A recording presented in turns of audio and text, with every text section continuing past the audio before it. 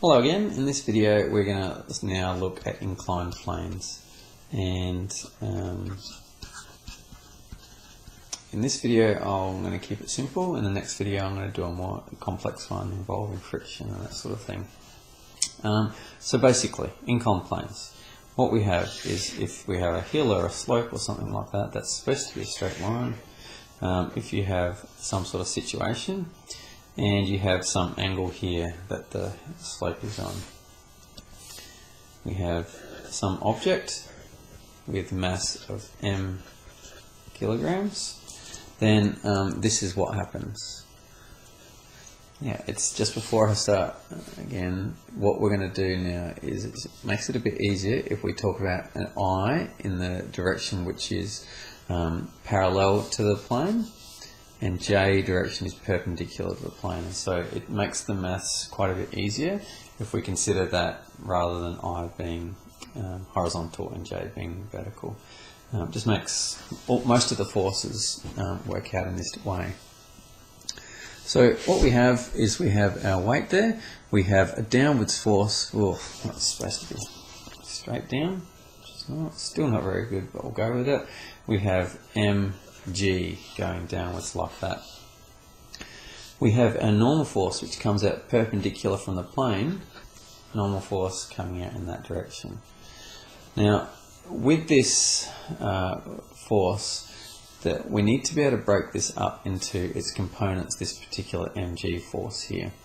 And the reason for that, I'll show you in a second, is coming down here like that and like that.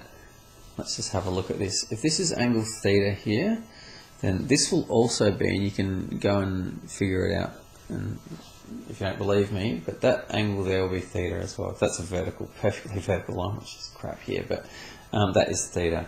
So perpendicular to the plane, that'll make angle theta. That means that this length of this line here will be mg cos theta, and this line over here will have length mg sine theta.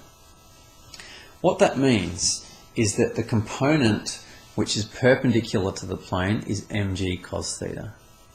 It means that the component of gravity which is parallel to the inclined plane is mg sine theta. In other words, what that means is that pulling down the plane here, you'll get a force of mg sine theta due to gravity. Now I've drawn that as a solid line. It really should be a component, a dotted line. But just to quickly show you that you're getting a force of mg sine theta down the slope. Also, you're getting this mg cos theta opposite the normal. And what that means is if it's not moving in this direction, in the J direction, that means that the normal force will be equal to mg cos theta most of the time, as long as there's no movement in the J direction. There's no force pulling it up or pulling it down or anything like that. So this makes the inclined plane type question quite easy to solve, because it's always mg sine theta, it's always mg cos theta, etc. So let's jump into a fairly simple example to illustrate this. So I'm just going to draw it, I'm not going to put it in words just because I just want to save a bit of time. So let's just have a look at this. So let's just have some block here, let's just have 40 kilograms, just making up numbers. So 40 kilograms, and let's say that we have a force. No, we'll keep it really simple for this one. 40 kilogram force on a block. Let's find out what the acceleration is equal to. What's the acceleration and what direction is it going in? Let's find the acceleration in this situation. Okay, so firstly, define what I and J are. So we've got our I direction going up the plane, J direction coming out of the plane. So I've got I and J. Let's look at what happens. Let's just draw a few things in there. Normal force, gravitational force, and that's it. Okay. What you'll get because of what I just said is that this force here, and I'll do it in a dotted line, coming down the plane will be equal to 40g. So, I didn't say what angle. Let's just make it simple for this one. 30 degrees. Sorry about that. Need to know what angle this plane is on. So 40g sine 30, and this component here, we won't draw it on for here, but we've got 40g cos theta coming out here. Okay, so let's have a look at what happens in the j direction. In fact, do we need to know the j direction? We don't actually need to know the j direction. Just for the purposes of showing you the method, I will do it, but in actual fact we don't need to know the j direction for this particular question.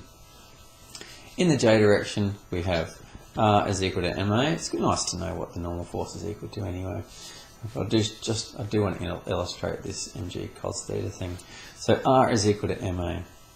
Now it's not moving. It's not going up and down in this j direction, and so this will be equal to 0. Okay, so therefore our resultant force in the positive direction we have N. In the negative direction, so in this direction, I'm doing green. In this direction here, what is happening in that direction there? And that's the mg cos theta, which I was talking about. That's the component of 40g that we're looking at. So in there, so it's n minus 40g cos 30 is equal to mass, so 40 times the acceleration. Its acceleration is 0. It's not moving in the j direction. And so that's nice and easy. So therefore, n is equal to 40g cos 30.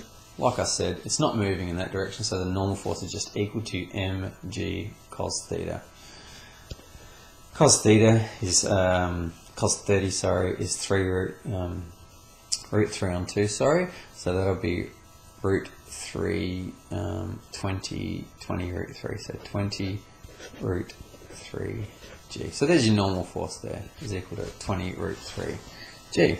Again, we didn't need to know that actually. It doesn't matter in this case. In the next, usually it will, but in this case it doesn't because it's a very, very simple problem. In the I direction, let's have a look what happens in the I direction.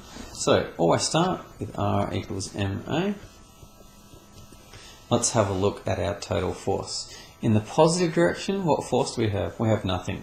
Okay, I was going to do something where we've got a force pulling it up the hill, but I'm not going to do that. So, well, I didn't do that. So no force in that. In the negative direction, what do we have? We have negative 40g sine 30. So there's our component of gravity that's pulling it down the hill. So negative 40g, that's my total force acting on it, is equal to mass times acceleration. So 40 times acceleration. So there's my equation of motion in the I direction. Therefore, let's have a look at this. Sine 30 is half, so that's negative 20g is equal to 40a. Therefore, acceleration is equal to negative half g. Now, just to give you some sort of roughy here, g is 9.8, so that's 4.9, so that's negative 4.9 meters per second squared.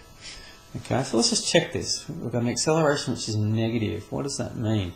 Well, remember I is positive this way, so that means you're going to get an acceleration in the negative direction, which is down the hill, which makes sense. We want the silly block to go down the hill, which gives us an acceleration of negative 4.9 meters per second. So there's an example of how we can find acceleration and start answering different questions on motion. In the next video, I'll do a more complicated example where we've got a force and we'll have something with friction in there as well, just to get a bit more complicated. See you in the next video.